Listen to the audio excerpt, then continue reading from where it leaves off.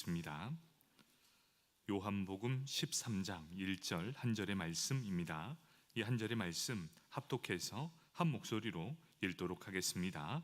유월절 전에 예수께서 자기가 세상을 떠나 아버지께로 돌아가실 때가 이룬 줄 아시고 세상에 있는 자기 사람들을 사랑하시되 끝까지 사랑하시니라. 아멘. 12구역 나오셔서 구역 독송 하시겠습니다.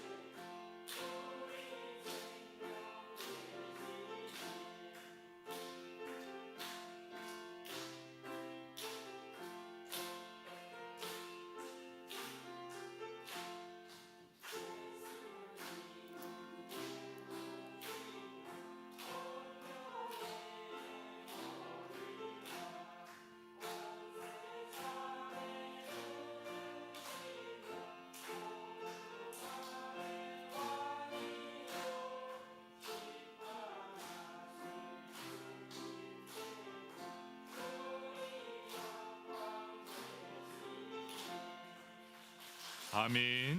감사합니다. 우리 12구역 든든하게 세워질 수 있도록 다시 한번 격려의 박수 하겠습니다. 감사합니다. 우리 함께 요한복음 13장 1절 그래서 주님은 뭘 하셨는가? 라는 제목을 가지고 함께 은혜를 나누도록 하겠습니다. 우리 말씀을 듣기 전 옆 사람 바라보면서 인사하겠습니다. 오늘 하루 수고 많으셨습니다.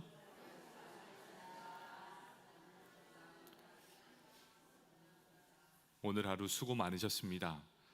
추석 명절도 다 보냈고 이제 예배의 자리를 찾을 때가 된 것 같습니다.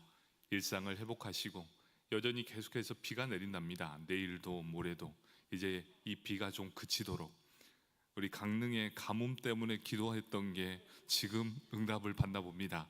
이제 이 비가 조금 그쳤으면 좋겠습니다. 여러분, 우리가 이제 예배를 드리는 것도 참 중요한데 여러분, 우리가 변함없이 자신의 자리를 지킨다는 것도 참으로 소중한 것입니다. 여러분, 여러분의 수고와 이 많은 헌신으로 우리 교회가 이렇게 든든하게 세워져 가고 있습니다. 여러분, 누군가는 그 자리를 지켜야 합니다. 그런데 어떤 사람이 지키게 되는 겁니까? 교회를 사랑하는 사람, 그리고 하나님을 사랑하는 사람. 여러분, 그분들은 교회를 지키는 자들이겠죠. 우리 저녁 예배 드리는 성도님들이 바로 이런 변함없는 믿음으로 자리를 지키시는 우리 모든 성도님들에게 축복합니다. 기쁠 때 지킬 수 있습니다.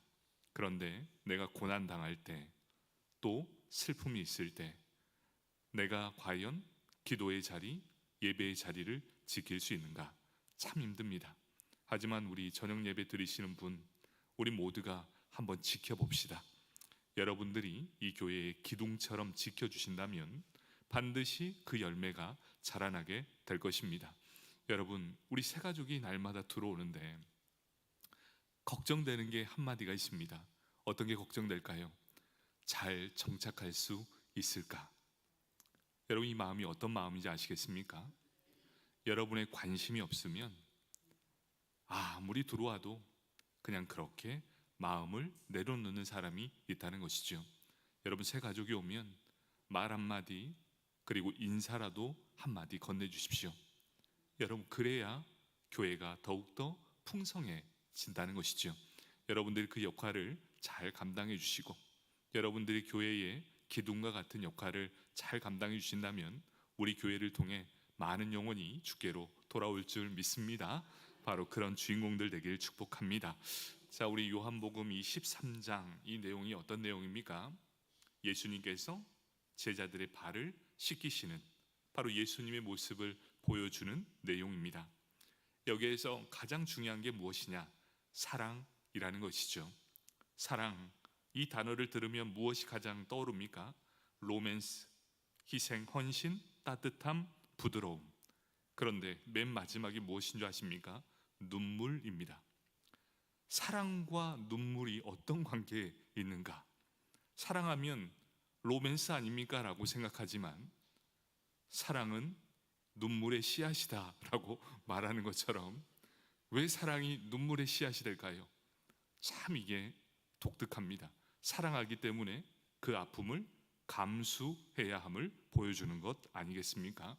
사랑이란 참 좋은데 이 사랑 때문에 눈물을 흘리기도 한다는 것이지요. 사랑하기 때문에 흘리는 눈물, 사랑에도 참 종류가 많습니다. 그런데 확실한 것은 무엇인가? 믿음과 사랑은 서로 뗄래야 뗄 수 없는 관계라는 것입니다. 여러분, 믿음이 자라나면 자라날수록 동등하게 자라나는 것이 있는데 그것이 사랑이라는 것이지요. 믿음이 자라나면 사랑이 자라나게 된다. 왜냐하면 믿음이 자라날수록 우리는 더욱더 내려놓게 되고 내 자신을 비워내게 되고 또 내 자신을 낮아지게 만드는 것, 이것이 믿음입니다.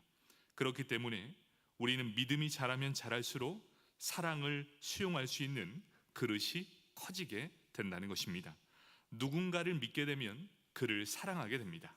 그리고 사랑하면 믿게 됩니다.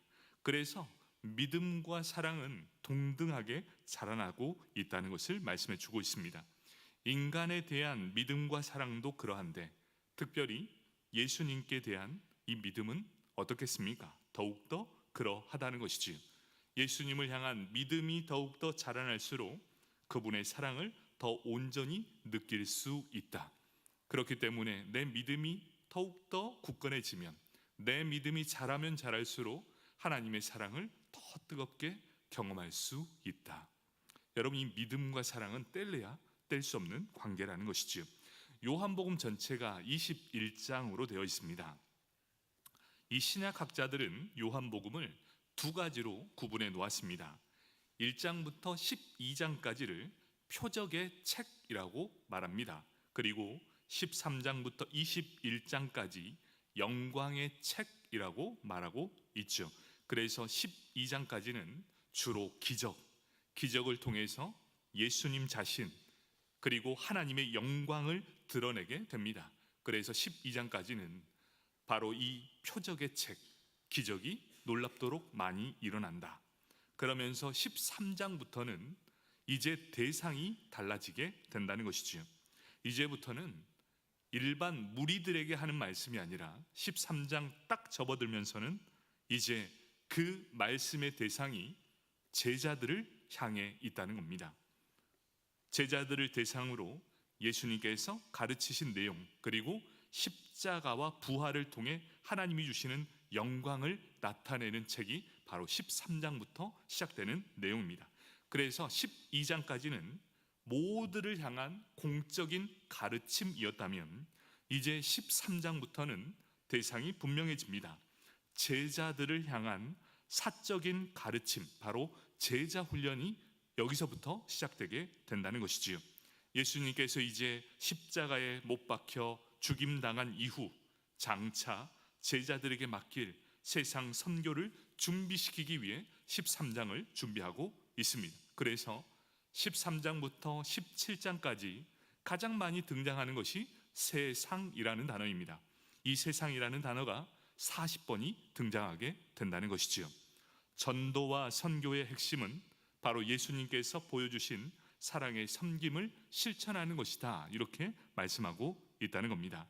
예수님께서 사랑하시는 그 사람을 향해 사랑의 섬김을 하고 가장 귀한 복음을 나눠지는 일을 하게 되는 책, 바로 13장부터 이루어지게 된다는 겁니다. 그렇다면 예수님께서 이 땅에서 무엇을 하셨던가, 바로 이 제목에 맞춰 말씀을 전해보려고 합니다. 첫 번째는 예수님의 버킷리스트입니다. 이 버킷리스트는 뭡니까? 내가 죽기 전에 꼭 해야 되는 리스트들을 한번 적어보는 거예요. 예수님의 버킷리스트, 그게 무엇이었을까요? 바로 요한복음 13장 1절 말씀이었습니다. 13장 1절 말씀은 이렇게 말해주고 있습니다. 유월절 전에 예수께서 자기가 세상을 떠나 아버지께로 돌아가실 때가 이른 줄 아시고 세상에 있는 자기 사람들을 사랑하시되 끝까지 사랑하시니라, 이렇게 말씀합니다. 이제 새로운 단락, 영광의 책이 시작되고 있으면서 세 가지를 말씀해 주고 있습니다. 첫 번째는 시간적 배경을 말씀해 주고 있습니다. 유월절이라고 분명한 시간을 말씀해 주고 있습니다. 그러면서 점점 예수님의 때가 가까이 오고 있다. 계속해서 지금까지는 어떻게 말을 했냐면 아직 내 때가 이르지 아니하였다라고 분명하게 말씀하면서 13장에서는 이렇게 말합니다. 점점 예수님의 때가 다가오고 있다. 이렇게 하시면서 자신이 메시아임을 드러내지 않으셨는데 이제는 그 때가 됨을 분명하게 드러내주고 있다는 겁니다. 두 번째로 어떻게 말합니까? 예수께서 자기가 세상을 떠나 아버지께로 돌아가실 때가 이른 줄 아시고 이렇게 말씀하고 있습니다. 이때라는 표현은 이제는 결정적인 시대가 다가왔다. 이제 곧 그 때가 임하게 될 것이다. 이제 예수님의 때가 임하게 됨을 말씀해 주고 있습니다. 세 번째는 앞서 언급한 것처럼 여기서부터 예수님이 제자들을 향해 집중적으로 말씀을 하고 있습니다. 왜 그렇습니까? 이제 떠나실 때가 가까이 왔기 때문이다. 바로 이것이 13장을 시작하는 내용입니다. 예수님은 자신의 죽음과 부활, 승천을 무엇이라고 표현하고 있습니까? 세상을 떠나 아버지께로 돌아가는 것, 이것을 바로 자신의 죽음, 부활, 승천이라고 말하고 있습니다. 우리의 죽음도 마찬가지죠. 세상을 떠나 아버지께로 돌아가는 것, 이것이 바로 성도의 죽음이라고 말씀하고 있다는 겁니다. 이 말씀이 어떤 말씀을 내포하고 있습니까? 예수님께서 앞으로 십자가에서 죽임을 당할 것인데 이것은 결코 패배가 아니라 예수님께서 이 땅에 오신 모든 사명을 다 마치고 마치 장군이 모든 전쟁에서 승리함으로 개선 행진을 하는 것처럼 내가 가는 그 길이 패배의 길이 아니라 승리의 길이요 영광의 길, 이 길을 가시는 것을 분명하게 너희에게 보여줄 것이다. 그리고 너희도 나를 믿는다면 너희도 이 길, 세상을 떠나 아버지에게로 돌아가는 승리의 길, 영광의 길을 가게 될 것이다. 이렇게 말씀해 주고 있다는 겁니다. 바로 예수님은 평생 자신의 때가 아니라 하나님의 때에 따라 사시는 분, 바로 그분이 예수님이셨습니다. 이제 그 때가 됨을 알았습니다. 그런데 요한복음은 그 때를 사시는 예수님의 걸음을 한마디로 어떻게 말하고 있습니까? 사랑의 걸음이었다라고 표현하고 있습니다. 그래서 세상에 있는 자기 사람들을 사랑하시되 끝까지 사랑하시느니라, 이렇게 말씀하고 있습니다. 자, 여기에서 이제 중요한 내용이 있게 됩니다. 세상에 있는 자기 사람들, 이 말씀을 직역하면 이렇게 되어 있습니다. 세상에 있는 자기 것들이라는 표현이 됩니다. 이미 1장 11절에 나온 표현이 있습니다. 자기 땅에 오매 자기 백성이 영접하지 아니하였으니, 또한 그들은 이렇게 말합니다. 하나님이 택해 자기에게 맡기신 자들, 또 자기 양들이라는 표현을 하고 있다는 것이지요. 그렇다면 세상에 있는 자기 사람들, 이것은 어떤 사람들을 말하고 있습니까? 모든 사람을 말하는 것이 아닙니다. 이 말씀은 하나님의 사랑에 반응하는 사람들이라는 것으로 못을 받고 있다는 것이지요. 모든 사람이 다 내 사람이 아니라 예수님은 분명하게 말씀해 주고 있습니다. 그 사랑에 반응할 줄 아는 사람. 우리가 아침에 예배 드렸던 것처럼 말씀을 사모하는 마음으로 모든 마음을 활짝 연 사람, 그리고 하나님의 임재를 바라보는 경건한 믿음의 사람이 있는 사람, 하나님의 사랑에 반응한 그 사람들이 바로 자기 사람들이라는 것이지요. 하나님이 보내신 하나님 나라의 왕이신 예수 그리스도를 영접한 사람들을 가리키고 있다는 것입니다. 아무나가 아닙니다. 여러분, 우리는 분명하게 알아야 합니다. 하나님의 사랑에 반응한 자, 하늘의 왕이신 그 하나님의 아들 예수 그리스도를 영접한 모든 사람이 바로 하나님께서 자기 사람, 세상에 있는 자기 사람들이라고 말씀해 줍니다. 바로 이런 사람들, 예수를 주로 고백한 이 사람들, 내가 이 세상 끝날까지 책임져 준다라는 말씀입니다. 여러분, 자기 사람들, 즉 예수님을 믿고 따르는 사람들은 이 세상 끝날까지 내가 그 인생 책임져 준다라는 이 말씀이라는 것이죠. 그것을 무엇으로 표현하고 있습니까? 끝까지 사랑한다라고 표현하고 있습니다. 이렇게 끝까지 사랑하였기 때문에 우리 인류에게 구원의 문이 활짝 열리게 되었습니다. 끝까지 사랑하셨기 때문에 자기만 사랑했던 이기적인 사람들이 변화하게 되었다는 것입니다. 여러분, 우리의 신앙이 자란다는 것이 무엇입니까? 여러분, 우리의 신앙이 자란다는 것은 바로 사랑하는 법을 배운다는 것을 의미하고 있습니다.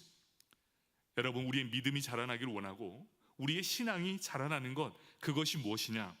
사랑하는 법을 배우는 것입니다. 사랑이 많은 사람이 바로 신앙을 배우는 것이죠. 여러분, 이것이 우리에게 똑같이 임해야 합니다. 신앙이 자라나는 것은 말씀을 많이 읽고 기도를 많이 하는 사람이 아니라 사랑하는 법을 배우는 사람으로, 그 사람에게 합당한 사랑을 보여주는 사람만이 바로 신앙이 자란 사람이라는 것이죠. 여러분, 신앙이 자라나고 싶으면 우리가 어떻게 해야 되느냐? 사랑하는 법을 배워야 한다라는 것을 말씀해 주고 있습니다. 어떻게 사랑해야 합니까? 사랑은 눈물의 씨앗이다. 사랑을 많이 하면 눈물이 있게 된다는 것이지요.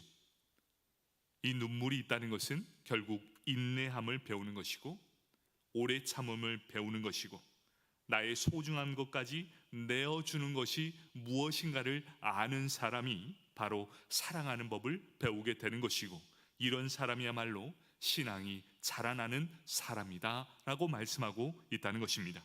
곧 끝까지 사랑하는 사람으로 변해가는, 바로 변화하는 과정을 이렇게 말씀하고 있다는 것이지요. 신앙이 자라나는 것은 결국 사랑이 자라나는 것이다. 사랑의 정도가 더욱 커진다. 내가 믿음이 좋고 신앙이 좋다는 사람은 어떻게 된다?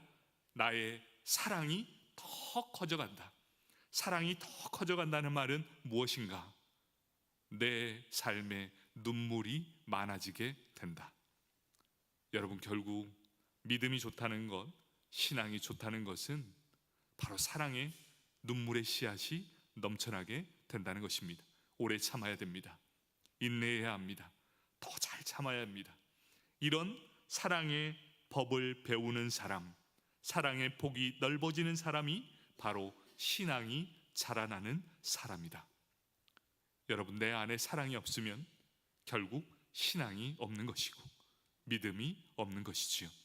그렇다면 내 안에 사랑이 넘쳐나면 그 사람은 신앙이 있는 것이고 믿음의 폭이 넓혀져 간다는 것이지요. 아니, 누가 사랑하지 않는 사람이 누가 있습니까? 다 사랑하지 않습니까? 그런데 사랑의 범위를 보면 어떻습니까? 대다수의 사람들의 그 범위가 굉장히 한정적인 사람들이 너무나 많습니다. 가장 먼저 흔하게 보는 것이 무엇인 줄 아십니까? 자기 자신을 너무나 사랑하는 사람. 이 사람은 조금만 톡 건드리면 화가 불일 듯 나는 사람들입니다. 왜 그러냐면 그 사랑의 범주가 자신에게 꽉 막혀 있는 사람이기 때문입니다.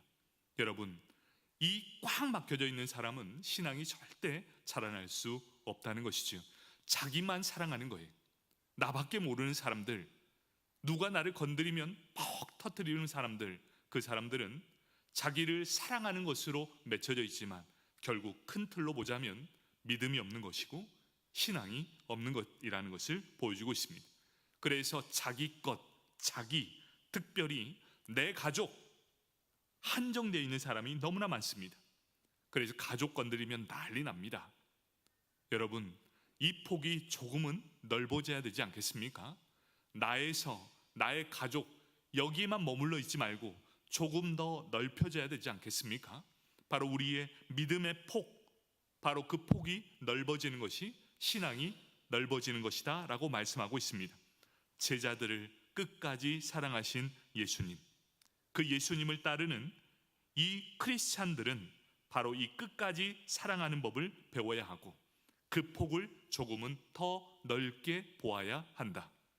여러분, 이 사랑이 원래 믿음의 사람, 우리 기독교 것이었는데 이 사랑이 이제 이단으로 넘어가고 있습니다.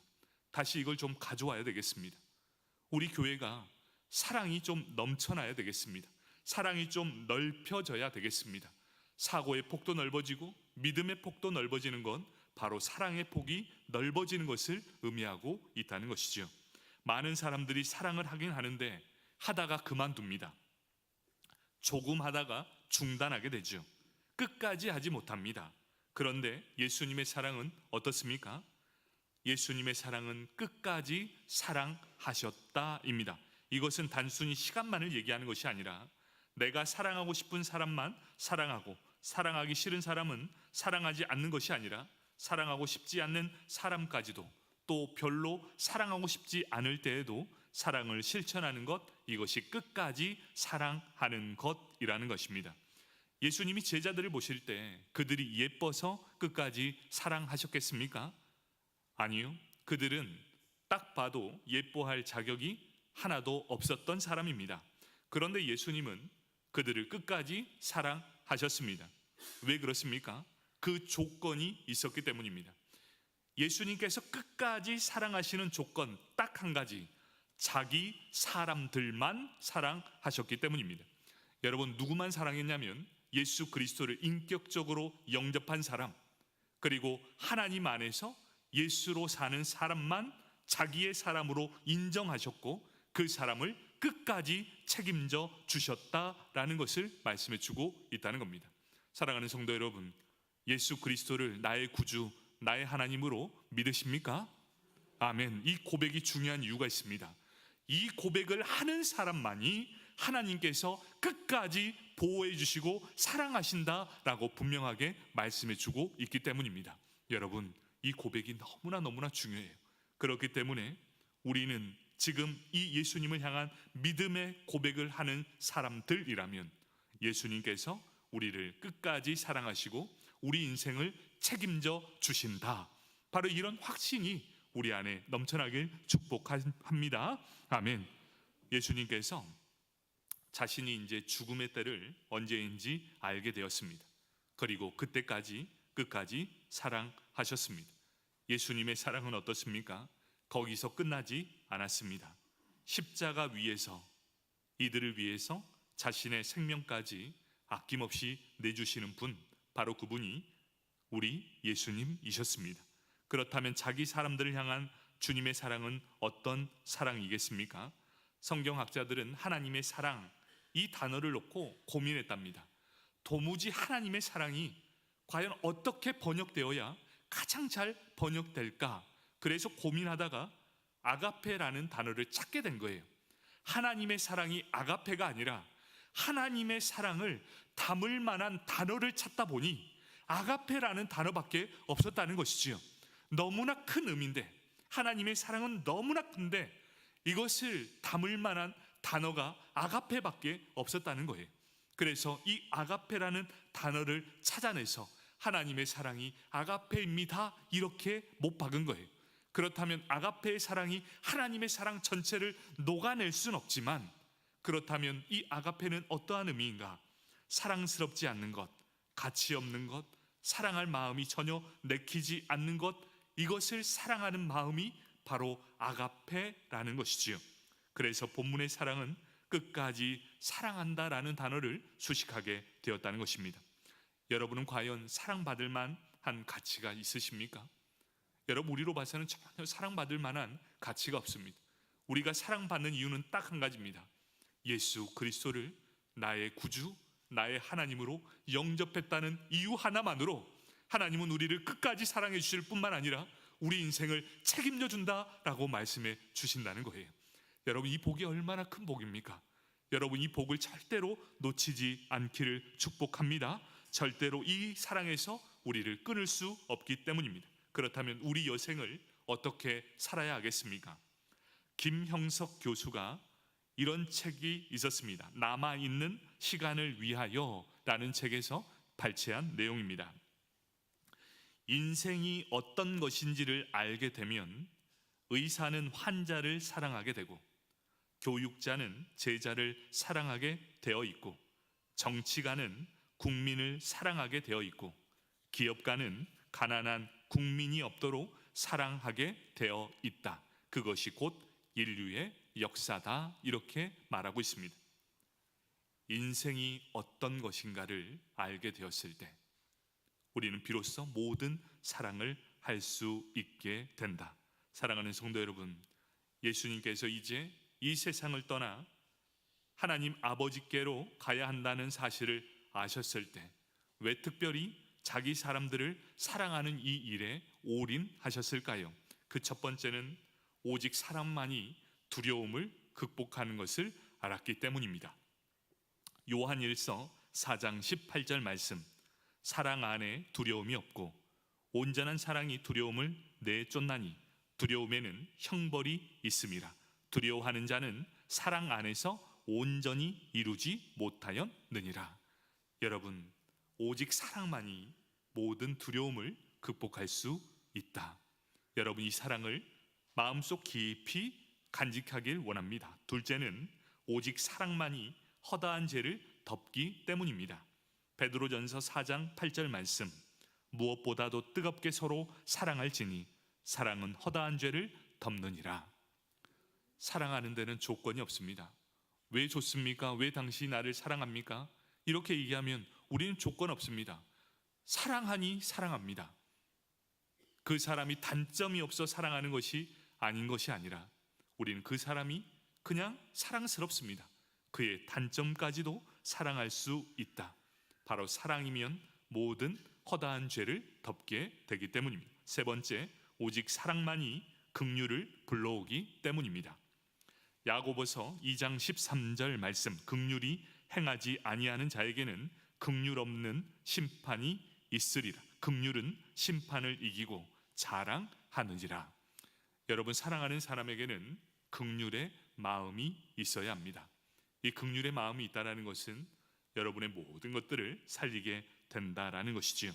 그러므로 우리도 주님처럼 내 곁의 사람을 사랑해야 합니다. 그리고 공동체를 사랑해야 합니다.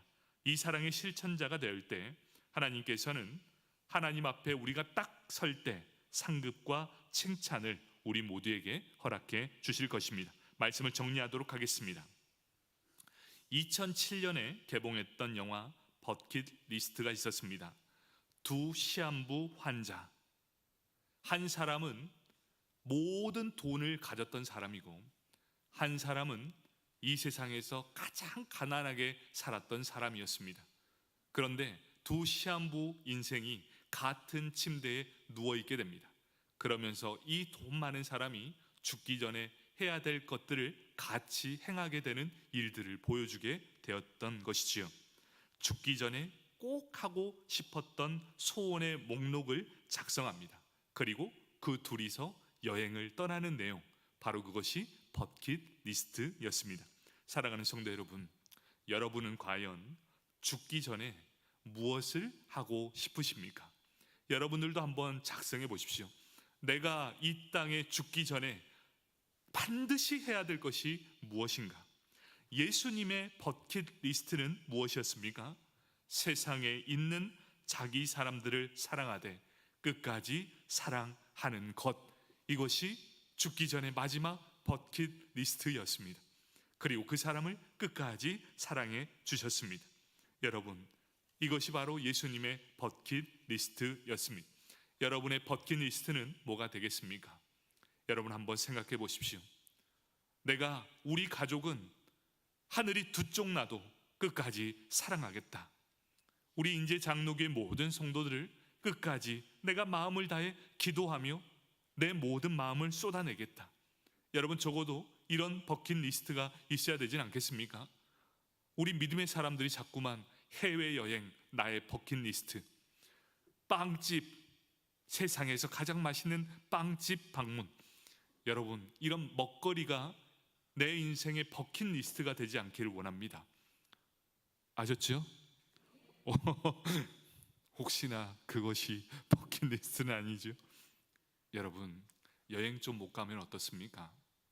한 영혼 구원하는데 우리의 영혼을 다 드리면 얼마나 하나님이 기뻐하시겠습니까?